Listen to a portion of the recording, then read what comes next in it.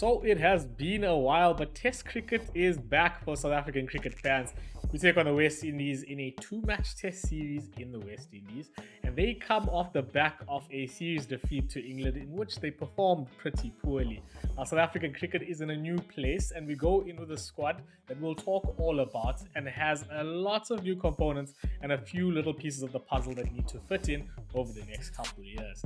Now, this West Indies Test series is definitely going to be intriguing as it's two sides that just don't have a good history in Test cricket for the last few years. So I've just got Kuv with me today. It's one shot and one dot, but we're going to give you a preview to the South African West Indies Test series, starting off with that match on Wednesday.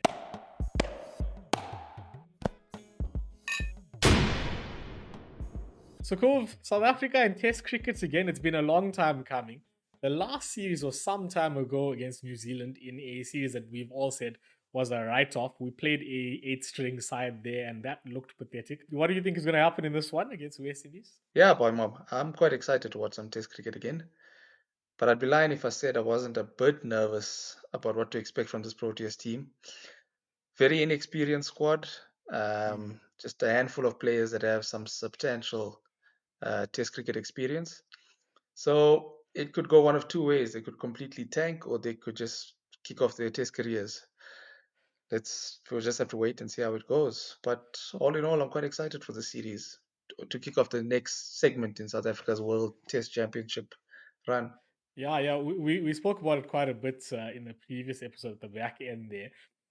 We definitely need to take a more positive foot forward in the World Test Championship. It's been horrible.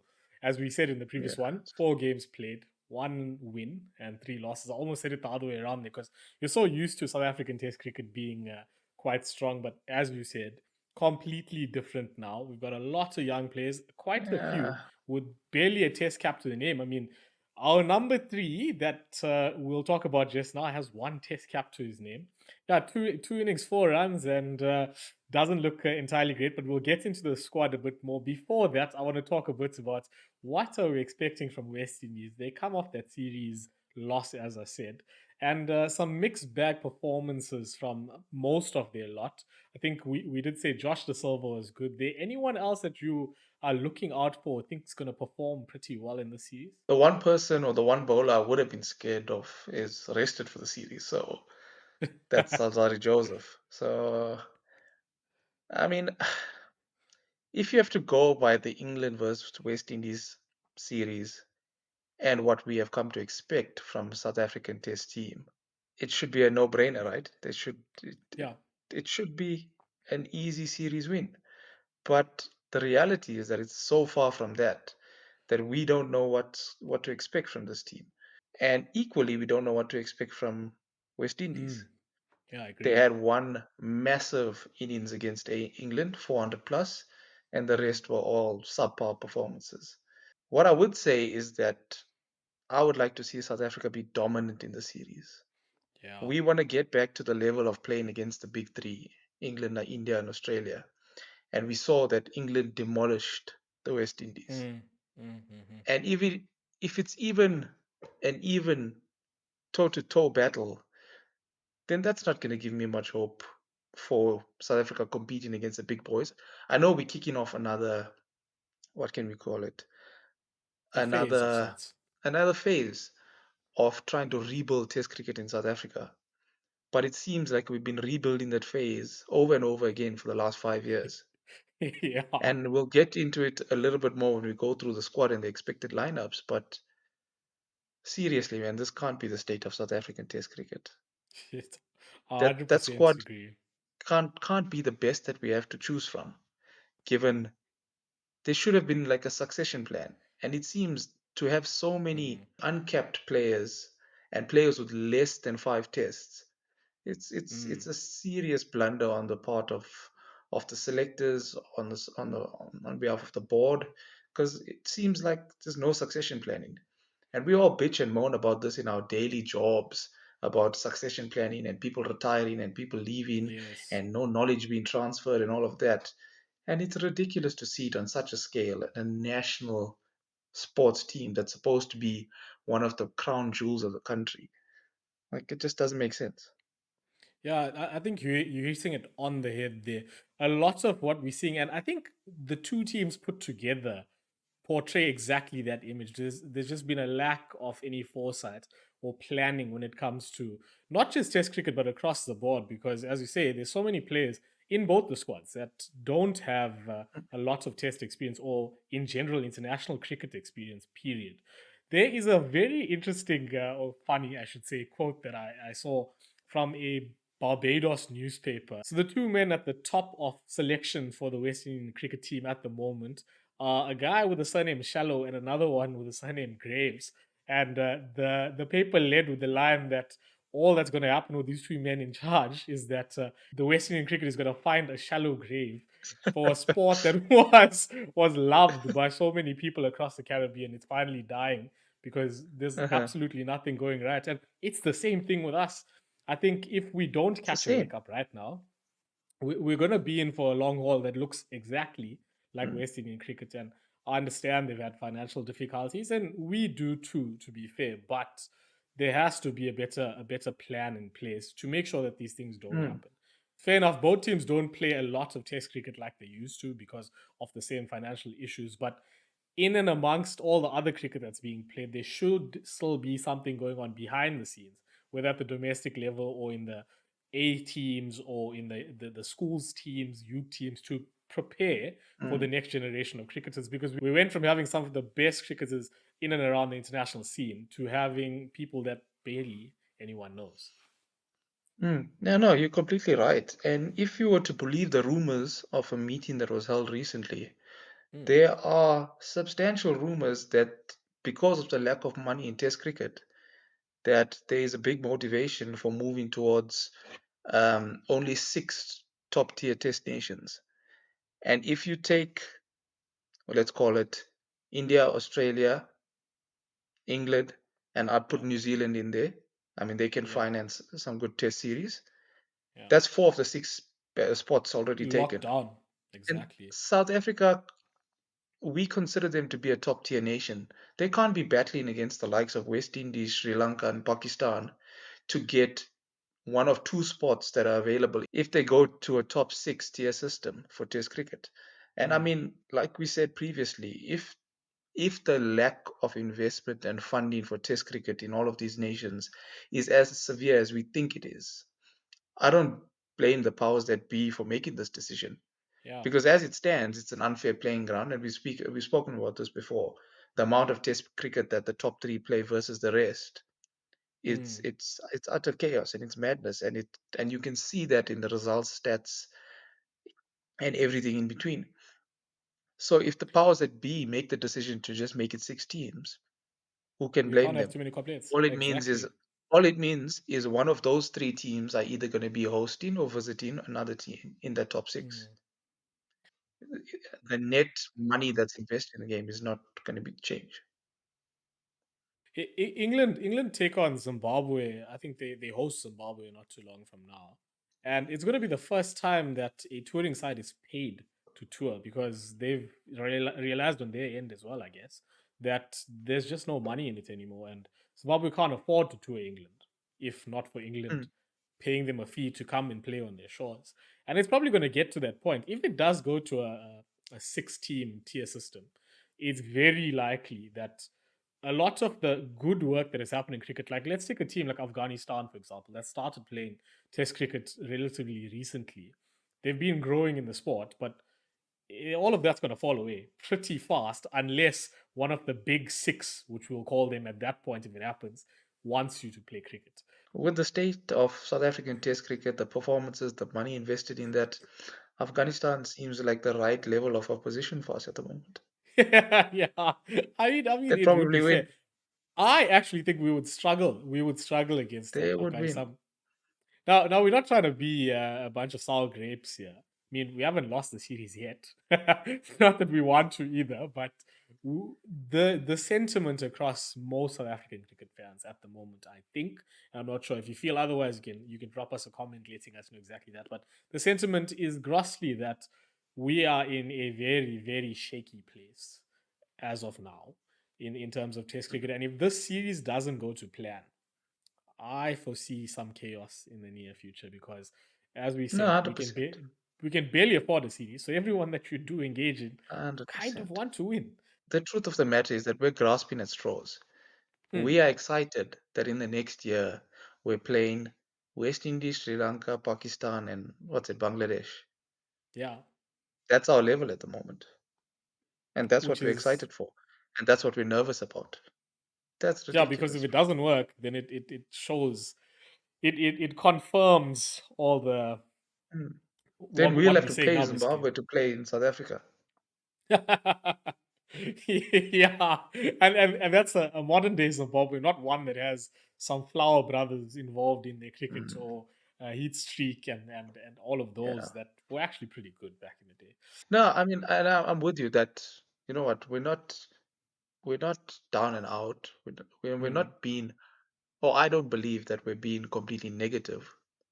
We're just being blunt.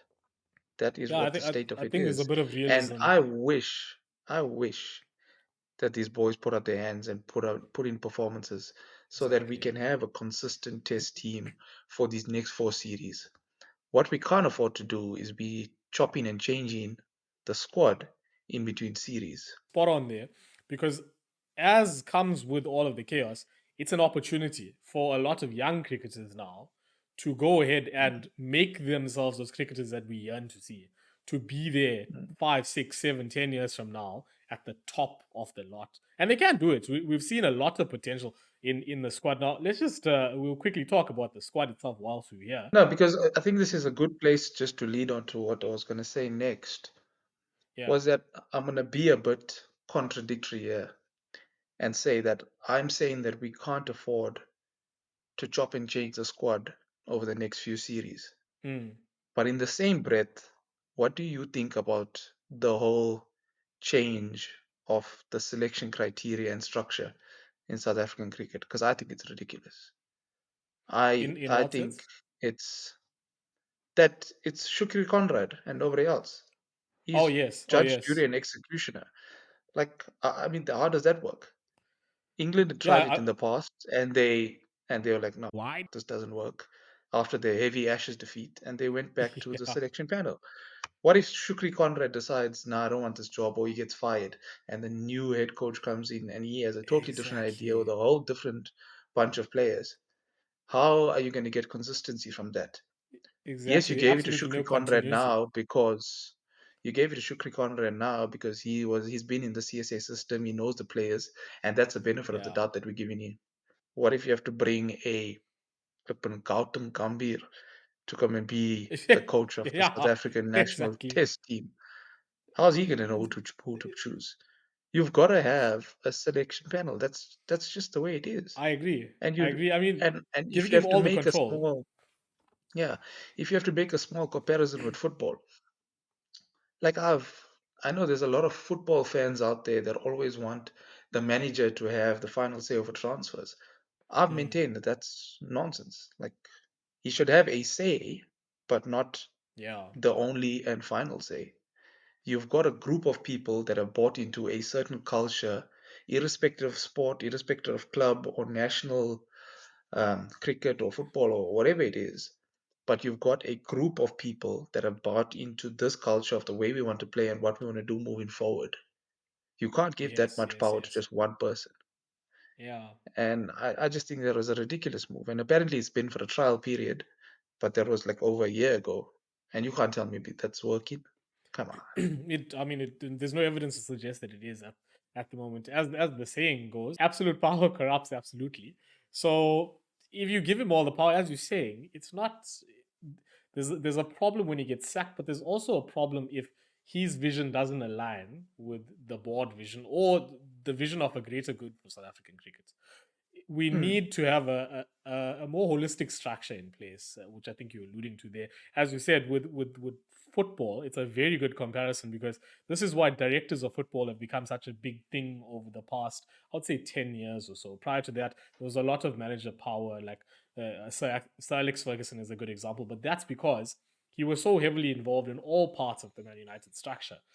In the modern day, you want your coach to be a coach almost, less than Yeah. a manager of the whole structure, because they are cycled over so fast. And the moment you lose someone in a position where you had far too much power, you then have to start from scratch again. And that's pretty much back in a circle to where we started here.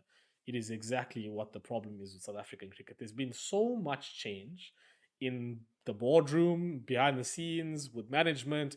We've chopped and changed far too much. Now, why then, when we have something that may be working just a little bit with Shukri Conrad, I don't think it is working, but I think it may work. It has the potential to work. Why are we then going and we're giving him absolute power, which kind of puts us back into that same position now, where if Hmm. anything goes wrong, it's not just going to go a little bit wrong, it's broken. You have to fix it Yeah. from the ground up. In terms of the squad, so the squad is on the screen. This is the South African Test squad. A lot of new faces there. We're expecting that the batting lineup at least looks something similar to that took place in the warm up game against the West Indies Championship 11. Aiden Markram opened with Tony DeZorzi there. Tristan Stubbs came in at 3, and we're told that the future for Tristan Stubbs is to be South Africa's Test number 3. Now that is an interesting one. I think we'll pause right there and get Bullshit. straight to that. You call Bullshit. bullshit? Well, not bullshit in the sense that it's not true and it's not gonna happen, but bullshit as in like it just doesn't make sense. Like, have you ever seen a national team's test number 3 be the explosive middle order batsman in limited overs cricket that we know Tristan Stubbs is? There's one, but it's not the same. And to be fair, he batted 4 more than 3. But Amy de Villiers was a different breed. So we're not going to get Nah, anything come on, similar. but he wasn't a top 3 batsman. You know, traditionally, and maybe it's what South Yes. African cricket want to do is move away from tradition to what Coombs alluded to on our last episode, that maybe they need to do something funky and fancy. But traditionally, your test number 3 is the guy that holds your innings together. He's your Pontine. He's your Amla.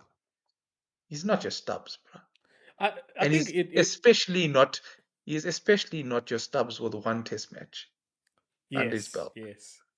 Come on. So Stubbs has done himself a few favors in domestic cricket. Okay, we've spoken about that 300 many a time for the Warriors, but he averages 50 in first class cricket. Now, okay, it's not Come on, he scored over that a long 300. period. He's he scored that 300 against KZ in England.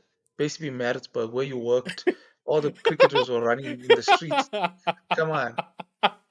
Like, I no. mean, That's I mean, fair enough, but saying it and doing it are two different things. So I'm going to give him some credit for pulling it off, and n- especially because no, he we did never thought it, he had it yes. in him.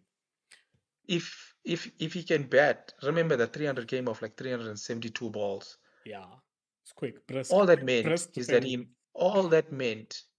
he just kept pace with the limited overs innings.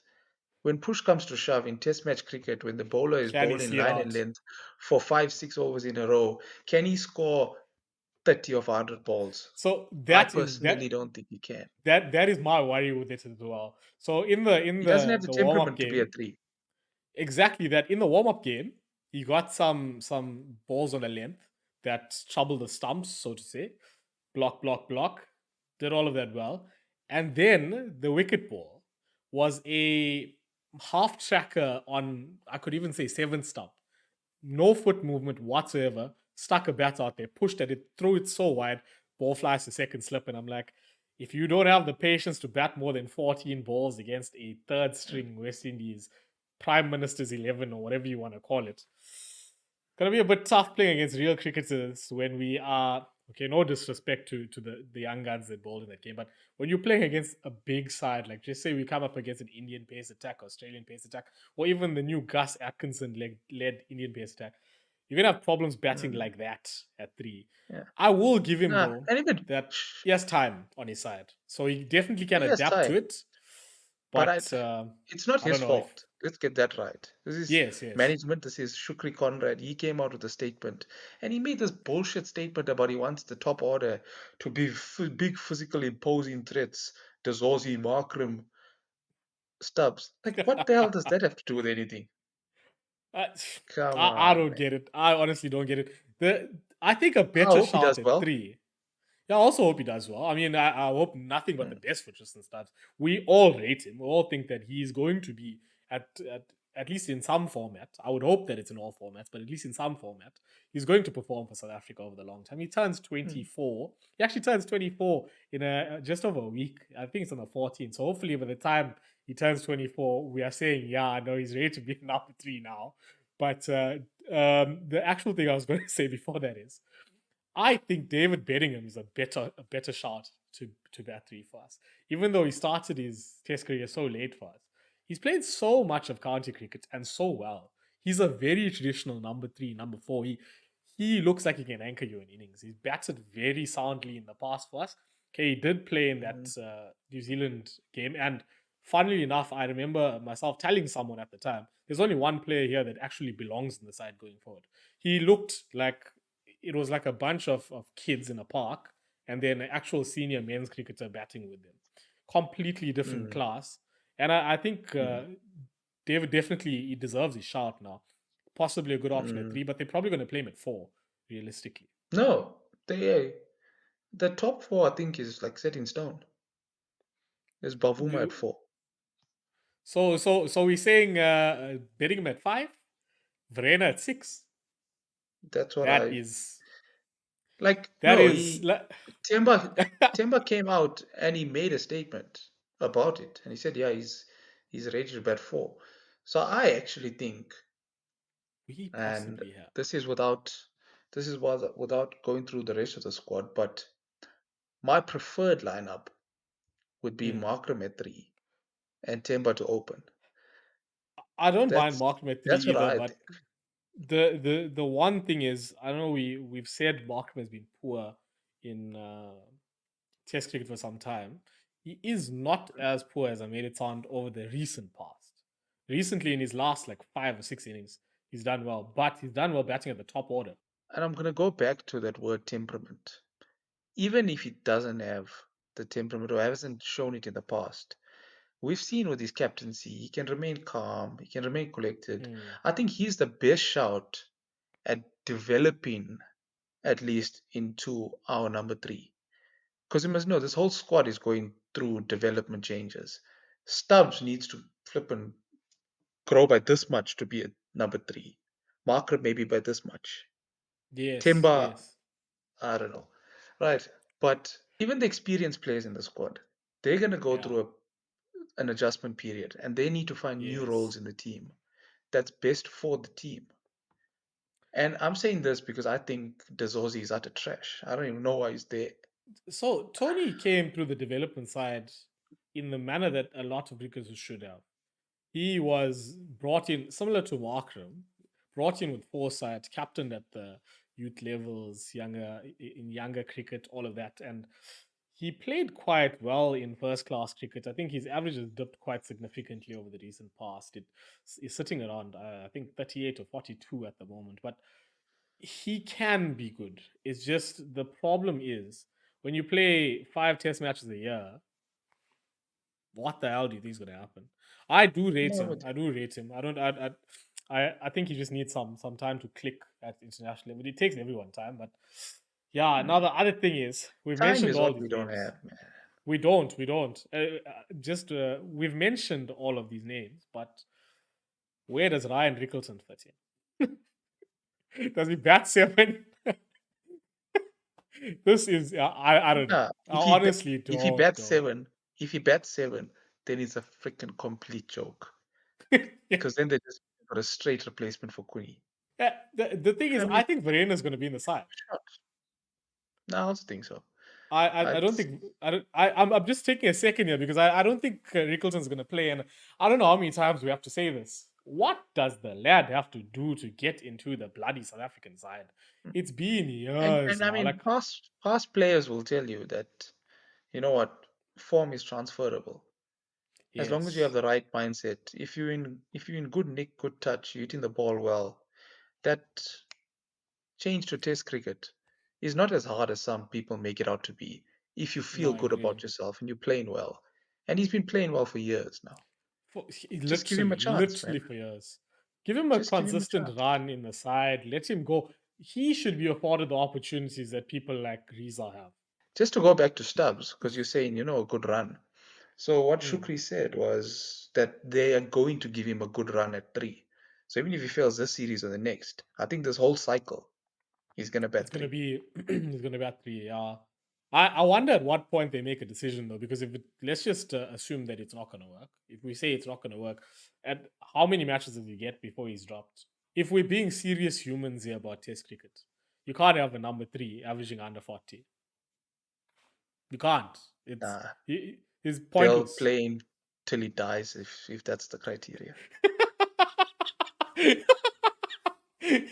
No, but let's be serious, right? Which serious Let's be Test serious. cricketing team? There's no South African batsman that That's has the an average problem. over 34, That's the problem. 35. That I don't is, know what it is. we need to find one, but that's what our whole chat here is about. Why are we not looking for the right one? Is Stubbs the best option to be the guy that averages 40? I don't think so. I don't think so at all. And I guess you going back to you calling bullshit. I guess you're right because I rate Stubbs, but to average Yeah, 40 definitely. batting at 3 in tests, No. And what we I said don't see last that week, happening. he's gonna be our all format player, go-to player, but not at 3. Not Come at on, 3. Agreed. Not at 3. Not at 3. come on. He- I think the better focus with Stubbs would be none of this nonsense about making him a wicket keeper again or whatever. Let him bloody bowl because he can. He can toss a ball up. Let him bowl and bat number 5 in and Mm. around all formats. He offers you something with the ball, then he becomes more valuable in Test cricket and ODIs. Yeah. Perfect. Because yeah, Done. in limited overs, once Miller retires, then he just moves up 1 to 5. Locked on. Exactly, he's locked on at 5. That's my thing as well. Now, okay, we've spoken about the batting and Stubbs, and I think that debate is going to go on for some time on 3 shots and a dot because there's going to be some ups and downs with Tristan Stubbs. For our sake, I would hope that it actually comes right for him wherever Cricket South Africa decides to toy with him. And I say that because I don't think they're doing the right thing for Tristan Stubbs. There's a lot of nonsense that goes on with CSA, and each to their own, whatever that may be. The bowling front, Right. we did lose Gerald Coetzee through injury. He has been so injury prone over the years of his young career, from age level cricket all the way to now, injury after injury in the IPL, in the off season. It's sad because Gerald is someone that we all rate, and he could be a really gun bowler going forward for us, but he's out. Now Miguel Pretorius comes in ahead of some others. I know in the previous episode I said Bayer Swanepoel deserved a shout. But people have been pointing out in the public that the big advantage with Miguel Pretorius is that he bowls really quick, can hit the 140s, high 140s, and recently he's learned how to hold a bat. He's averaging something like 27, I think, over the recent past in first class cricket. So maybe an all round option ahead of Vian Mulder. Maybe, but let's just take the batting out of the equation. Um, just say if you wanted to play him as a bowler, does he Mm. get in ahead of Lungi?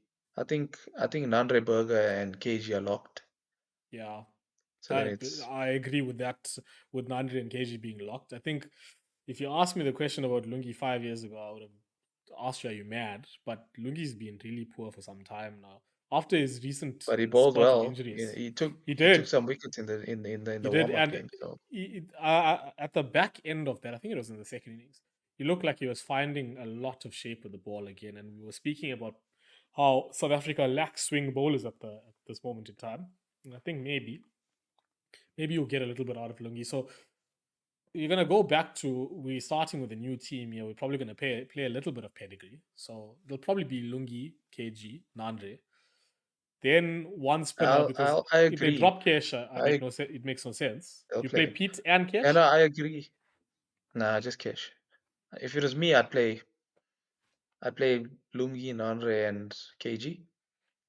And for the reasons that you mentioned, plus one, and that is Mm, just say you give Miguel Pretorius a run, okay? mm. And he does well. And then Gerald comes back. Yeah, you got problems. And then you're stuck now. And then what do you Yeah, do? Do you say, okay, yeah. kid, you did well, just take a seat? Or do you say, Gerald, you chill? That gives them more headache. You rather, you know what? We know CSA look for scapegoats. And if Lungi has to be that for them, then They come good, and they say, It's "Oh it's no, we played him because we didn't have Kutsia." it's yeah, it's I don't know. It looks like problems more than like bad problems more than good problems because the other option in that slot is Vian Mulder, who, like we've said with so many other cricketers, should have been a whole lot better than he is at this point in time. He was afforded a lot of opportunities to play South African cricket, and it just hasn't come good. Does it come good now? Does he even get a chance? Like, I don't see him I don't getting a think so. chance. The thing is that I don't. If we're going to play an all-rounder, Hmm. it needs to be a bowling all-rounder because we And need options. I don't think. I I think don't think Mulder's we going can to get you too rely many on. wickets. He's not. He's never So clicked that way. he's not a bowling all-rounder, and truth be told, he's not a great out-and-out batsman either. So I think his days are gone. I don't think he deserves his place I in the squad. also I also don't That's, think so. I think ugh, I sound maybe in like a a grumpy T20 old squad, man, yeah, bro. you do, but that's what happens when you watch a lot of South African cricket. We came from a very happy place, and over the years, it pushed us Mm. towards the dark side. But I agree with you. We could push. I So what think I would do um, is, I'd, I'd just, even if they give Rickleton a shot at 6 or 7, just throw him in there. Three seamers, Cash. and a If you need spinner, some overs, Stubbs and Markram. Markram. Yeah, I agree. Just, I think you could do that 100%. And based on what they've shown, at least in the recent past, I mm, think that that should be enough to bowl the West Indies out mm. twice in 5 days. Yeah, and if Rickleton bats at 7, then he's in by the 20th over. So win-win for him.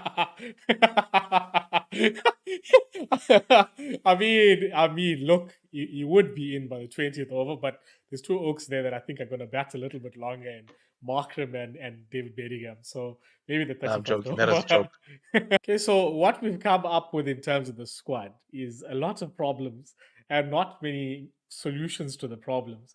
I guess we're just going to have to wait and see. And as we said at the outset of this, it's going to be a lot of that for South African Test cricket going forward. Now, the West Indies side, which we alluded to earlier, has also changed a little bit. Alzarri Joseph has been rested, not dropped, as per the West Indian Cricket Board. Kemar Roach is back into the side for the first time in a long time. Of course, they do still have some other guns there like Jaden Seals and Shamar Joseph. Batting wise is where I think they have some big problems. I know the other day I said that they don't get many wickets, but it's okay if you're still going to score 450 like they almost did against England. I think now, after that England series, there's cause for concern with the batting as well. Not many people have played well. No, 100%. I mean, we could have easily put on Caribbean accents and we would be in exactly the same position. We'd be complaining about different players in the same way. Yeah. That's the state of West Indies cricket as well. I think that's one of the things that will make the series quite intriguing. Both teams Mm. need the win. Whoever comes out with the win will have a little bit of confidence moving into their next series. Um, I do think that they have some performances in them, but hopefully they're not consistent, or hopefully we're a bit more consistent than them. Because if they put in consistent performances, then they're gonna have the confidence and they're gonna move forward, and we're gonna be starting from zero again. They've taken a few chances with the team selection. I know things didn't work out perfectly, as I said, in that England series. Now, the number three is either going to be between Casey Carty or Tevin Imlach, and they both have not played Test cricket for the West Indies. If I'm not mistaken, Casey Carty's played some ODI cricket. They don't average that well in the domestic scene either in first class cricket. Both of them average around 30. Uh, Batting at number three is the same thing that we said with Stubbs. I think there's definitely cause for concern. And in a country that possesses someone like Shea Hope or Royston Chase, for example, why on earth are they not Mm, in this side? And if you're trying to build going forward, I understand that there's issues with T20 cricket and these guys want to play elsewhere, but mm. surely Royston Chase belongs in that West Indian test side. One would think if you had to pick a random cricket fan off the street and ask Hmm. him, give me your top three nations that have political slash contractual slash any issues with their cricket hierarchy in their country. 90% of them would put South Africa and West Indies in their top three. In the top three And that and is that is the the big truth of the problem. matter, and that is why X, Y, and Z are not in the squad, and that's just the Yeah. sad state of affairs, and it has been for the last 10 years. So No, I agree. And West Indian fans aren't too happy with the squad selected. Now, I'm not going to pretend that I know every youngster that has come through the West Indian domestic scene. Your time zone is completely different to ours. And of course, that means that we don't get to watch a lot of your cricket unless there are highlights here and there, or South Africans are playing in and amongst those shores so that we will make the effort to watch cricket there. But there have been a few that played in that championship 11 side, and I'm surprised that some of them are not included ahead of the newcomers. Tagner and Chanderpaul is a good shot. He played Test cricket for West Indies in the Tangerine. past. Tangerine, yeah, Tangerine Chanderpaul. Justin Greaves, who captain that side, is in the side. He'll come in as an all rounder, but there's a lot of holes in this West Indies side, and I don't see them performing too well. Now, I'm not saying that because I don't like West Indies cricket or something. Just think the honest truth, like we've been fairly realistic with the South African side, is things aren't looking good. And with the bowling attack and the top order that West Indies have, I don't see this being much of a problem for any South African side to just turn them over. If we do cut it fine, like you said earlier, Kov, yeah, it's a bad look for us. Now, what do we think? Are we actually going to win the series? 2-0, 1-0, draw it, lose it? As negative as I have been sounding, I still want the best for South African cricket, and I know we have performances in us. So I would like to see us win the series 2-0. I think it's the perfect opportunity. I think, Mm, especially after the whole New Zealand fiasco, this is a good series to go into. We should have enough confidence in our abilities to win the series 2-0 yeah. and not give West Indies a sniff. As bad as the state of our cricket is, I agree with you that I think theirs is worse. And they're coming off quite heavy defeats to England. Their confidence is going to be down. So I'm going to have full faith in this team that we can get the job done and kick off this cycle of the World Test Championship and get into those playoff spots. I'm gonna agree with you. I think well, we're back the boys, and we've both been glum. But the more we think about it, it's what tends to happen. I will end off on more positivity. I'm just going to ask you for some predictions here very quickly. Top wicket taker in the series from a South African point of view. Who do you think it's going to be? Got to be KG. He's got to drive that Going bowling attack. Fun fact with KG, if he takes 9 wickets in the first match, then he would get to 300 and he would have done it in only one more match than Steyn. wow, that would be some record to get close to, because yeah, Dale is legendary, as we said multiple times, and will continue to say. Do you think pace is going to Mhm. go better than spin? I think so. I think we've got to just play to our strengths. Cash will take a good few wickets here and there. He'll probably have 1 5 wicket haul in the series. But apart from that, he's just going to hold up one end and the paces to knock them over from the other side. I'm gonna go with an odd shot of Nandre to be top wicket taker. He's a little bit of an unknown quantity in international cricket, and I think he has a little bit of that fire that just keeps him going when he's got his tail up in a spell. I think he's really good, and he's young, so it'd be nice to see. Most runs from a South African perspective. Who do you think is going to be a top run scorer? After everything we say, wouldn't it be just be poetic if we just said Stubbs? I Now, mean, but I would love that. if I'm going to be real, it's a toss up between Markram and Timber, but I'm just going to give it to Markram. Also a big Markram fan. And I think he has looked fairly decent in that warm up game. He looked imperious at times. But I'm gonna go back to the guy that I've really been rating, David Bedingham. I think he's gonna do things, and he's gonna lock down wherever he bats. If things crumble, he's gonna come in and be a savior. I think Bedders is the man to look forward to. And then from the West Indies perspective, top wicket taker, top run scorer. Who do you think they're gonna be? I want to say Kudakesh just because I like his name, but I'll say Shamar Joseph, especially in Alzarri Joseph's absence. Yeah, Shamar Joseph is the highest wicket taker in the last year in Test. He's got 17 wickets, so I completely agree with that. The Gudakesh one is a good shot, but we have a better cash than their Gudakesh. So Yeah. we'll leave it at that. And runs wise, I'm going to go with, I think, Craig Brathwaite. He's probably been the best apart from Blackwood, Jermaine Blackwood, in the last however many years. They haven't Mm. had anything else. Maybe your guy, Josh De Silva. I do like Josh De Silva. He just bats too low to be one of the top Mm. run scorers. Um, there was the guy, Alec Athenaze. When he started off with Yeah, a bang, and then he went yeah, downhill. But I yeah. really did like the look of him. Mm, Um, mm, so maybe he'll have a good series. I do. yeah. I don't think that their opening partnership is gonna score more than 30 in Wow, any big of the shot innings. that. So A big shot that. let's see. It's Yeah, Mikhail Lewis gotta pack our and Craig bowlers, bruh. Brathwaite. I think there will be some scores from Craig Brathwaite at the very least. The one thing I will say as we close out this episode though is that West Indies and South Africa are both in a horrible cricketing place, but South Africa's record against West Indies is second only to their record against Zimbabwe. We have won 22 out of the 32 matches that we played against the West Indies. 68% our win percentage, and we usually just turn the Windies over. Now, I would hope that continues. It's been that way since 1992. Let's hope that as we go into this two-match series, everything goes perfectly to plan for us as South Africans to see a new breed of cricket that looks a lot like the very old breed of cricket. Now, if you've enjoyed this one, please don't forget to drop us a like, hit the subscribe button, and you can even check us out on all the audio platforms like Audible and Spotify and the works. Yeah, and we promise we'll be more positive in the next episode. I completely agree with the sentiment, Kuv. And if you felt glum, kind of like we seemed, don't forget to pour a shot and cheers.